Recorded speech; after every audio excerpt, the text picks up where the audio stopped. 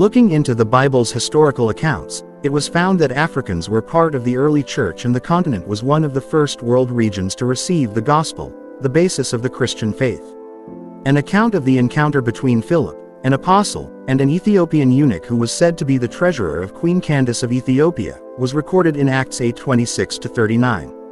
Ethiopian eunuch became a Christian convert and likely returned to his hometown, which is estimated to be Meroe in modern-day Sudan. Simon, who was recorded to have helped Jesus carry his cross to the crucifixion ground in Luke 23:26, was from a Greek city called Cyrene in the province of Cyrenaica in modern Libya. The region had a large Jewish community as 100,000 Jews from Judea had been forced to settle there during the reign of Macedonian Greek Emperor Ptolemy Soter in 323 to 285 BC. The large Jewish population would later form the bedrock of the spread of Christianity in the region. More so, the Coptic Orthodox Church of Egypt attributes the spread of Christianity in Africa to Mark the Apostle, who reportedly went to evangelize in Alexandria in 60 AD. Alexandria, the second largest city in modern Egypt, became a hub for the continental development of Christianity, spearheaded by Mark, who served as a bishop. Systems, structures and schools were established to foster the growth of the religion. One of such notable schools was the Catechetical School of Alexandria, which was founded towards the end of the 2nd century AD by Clement of Alexandria, aka Titus Flavius Clemens. This school would become a major center for theological study and interpretation of the Bible. Alexandria produced many notable Christian scholars like Clement of Alexandria and Tertullian, who is widely regarded as the father of Western theology. From Alexandria, Christianity spread to another North African city called Carthage in modern Tunisia. In fact, Carthage, which was the center of the Roman province in Africa, is widely regarded as a center of early Christianity. Tertullian, who was from Carthage, even came up with the term Trinity, a fundamental Christian tenet which asserts that the single Godhead is made up of three distinct persons: God the Father, the Son, Jesus Christ, and the Holy Spirit. The doctrine is denoted throughout the Bible and was already widely accepted by many Christian theologists. However, Tertullian was the first person known to have used the Latin word, trinitas, to refer to the doctrine in writing. Tertullian also taught Bishop Cyprian of Carthage and Bishop Augustine Hippo, two very important figures in church history. Since North Africa was largely under Roman rule, Latin was the language used to spread Christianity in the region.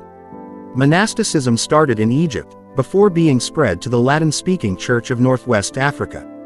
While the Roman Empire essentially acted as a catalyst for Christianity's spread in the subcontinent, the Roman leaders were actually opposed to it as they saw it as a religion of descent to their rule. Consequently, they opposed the religion, forcing the people to practice it covertly. Ironically, this persecution bolstered the spread of the religion even more. Christianity thrived in North Africa for centuries, but took a backseat in the 7th century when Islam was introduced from the neighboring Arabian Peninsula. Not long after Prophet Muhammad died in 632 AD, the latter religion was brought to the subcontinent by Arabs and soon became deeply entrenched in society. In 698 AD, the Muslim Umayyad army from Egypt destroyed Carthage and effectively ended Roman and Christian rule in northwest Africa. Still, there is a sizable Christian population in the region. While Christianity was flourishing in North Africa, the religion was also growing in the kingdoms of Nubia, in modern Sudan, and Ethiopia. Nubia is one of the two countries that claim to be the world's oldest Christian nation, the second being Europe's Armenia. In the 4th century, King Ezana of Aksum, a land in ancient Ethiopia and Eritrea, made Christianity the official religion of his kingdom. King Ezana had been taught about Christianity by a Syrian missionary called Frumentius. Other Syrian monastic missionaries, most notably, the 9 Saints, also influenced the spread of Christianity in the region and spurred some important popular Christian movements. On the other hand, the spread of the religion in Nubia was spurred by Jewish converts, but didn't see as much growth as it did in Ethiopia. Between 1200–1500, Ethiopia's Zagwe dynasty, a family of Christian kings, revived Christian art, literature and the expansion of the church. Lalibela, regarded as the greatest emperor of the Zagwe dynasty, even took this a step further. He went as far as building 11 famous stone churches to create a New Jerusalem. However, in 1270, a new Solomonic dynasty replaced the Zagwe dynasty. The former dynasty was inaugurated by Meroe I, who was said to be the first emperor of Ethiopia, and was the son of the biblical King Solomon and Makeda, the Queen of Sheba. Accordingly, this family line was seen as the rightful dynasty. In the 15th century, the dynasty reached its peak with Zara Yaqub at its helm. Yaqub convened church councils for theological debates and even purged Ethiopia of African traditional religion. Concurrently, Christianity was being snuffed out in Nubia as the territory's indigenous forces were defeated in a battle led by a sultan of Cairo called Babyars I. Following the defeat, Nubia came under the control of the Muslim Egyptians, and by 1500, Christianity in the country was virtually non-existent. While we have established that Christianity was not planted in Africa by the white man, it would be ignorant and disingenuous to downplay the influence of colonialism and slavery in its continental spread. European countries came to take charge of African territories and largely used the guise of Christianity to subjugate Africans. From 1420 until 1800, Portuguese politics and Christian missionaries dominated much of Africa's 38 coastal countries. There was a constant tussle between Portuguese slave traders and missionaries for African lives, the former hoping to ship them off to foreign shores as slaves and the latter hoping to save them.